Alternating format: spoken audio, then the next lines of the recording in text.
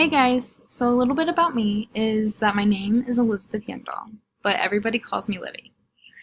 I grew up on a farm just outside Osceola, where I lived my whole life and attended elementary school all the way up to high school at Osceola Public Schools.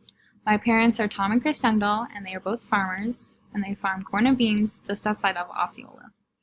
I have one sibling, and he is my twin brother. Now, before you can ask, we are not identical. Now, I know that sounds like a weird question, statement kind of thing, but we get that question a lot, and it's just interesting, but it just doesn't work like that.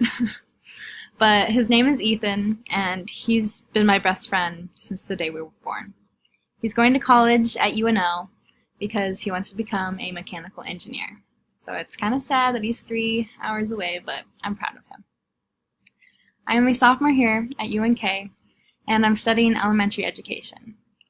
I hopefully am going on to get my master's in school psychology, and I just love kids and always help loving them learn and adapt to new learning styles. So that's a bit why I picked my major and a little bit about my life.